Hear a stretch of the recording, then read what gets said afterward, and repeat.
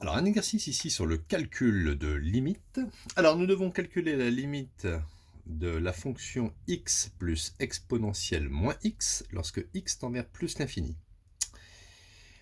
Alors, il faut savoir que la limite de exponentielle de grand X, quand grand X tend vers moins l'infini, eh bien, ça fait 0. 0 plus, on peut dire aussi 0, légèrement supérieur à 0. Et regardez ici, c'est exactement ce qu'on aura pour ce terme. Si x tend vers plus l'infini, moins x, on est d'accord que moins x tend vers moins l'infini.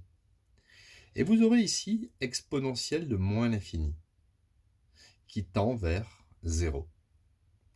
Donc, ici, x, il va tendre vers plus l'infini, donc lui tend vers plus l'infini, lui tend vers 0. Donc on peut marquer que la limite, ça sera plus l'infini par somme. Alors pourquoi par somme? Parce que justement, vous avez dit plus l'infini additionné à 0, ce qui fait plus l'infini. Et on justifie quand même en écrivant ceci.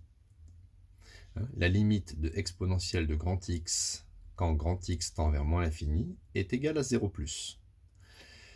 Plus l'infini additionné de quelque chose qui tend vers 0, ça va me donner plus l'infini par somme. On s'attaque maintenant à la limite du rapport exponentielle de 2x plus 3pi divisé par exponentielle de 2x plus pi, lorsque x tend vers moins l'infini. Alors, la limite de exponentielle de 2x, lorsque x tend vers moins l'infini, ça va donner exactement 0 plus. C'est un petit peu comme ici. Regardez, 2 fois moins l'infini. Si vous faites 2 fois moins l'infini, c'est égal à moins l'infini. Et exponentielle de moins l'infini, enfin ça c'est dans votre tête, il ne faut pas l'écrire. Exponentielle de moins l'infini, ça tend vers 0 plus. Alors tout à l'heure il y avait un moins et là il y avait un plus. Oui, mais regardez tout à l'heure, ici c'était plus l'infini, mais ici ça va donner moins l'infini. Ici c'est 2 fois moins l'infini, donc on a aussi moins l'infini.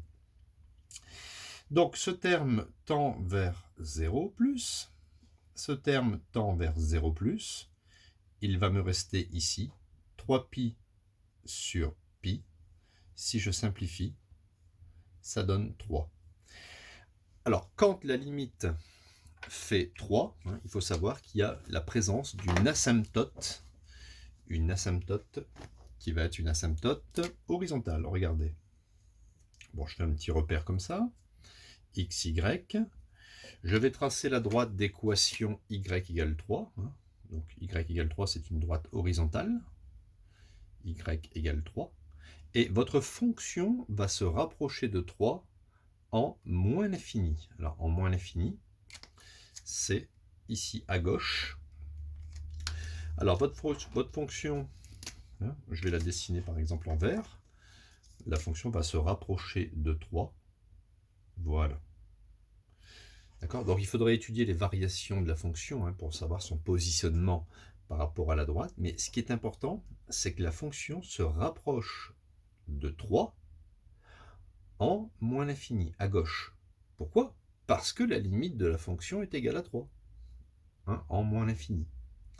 Donc on dit que y égale 3 est une asymptote horizontale à la courbe, ça c'est on va dire ça c'est la courbe de f. Y égale 3 est une asymptote horizontale à la courbe au voisinage de moins l'infini.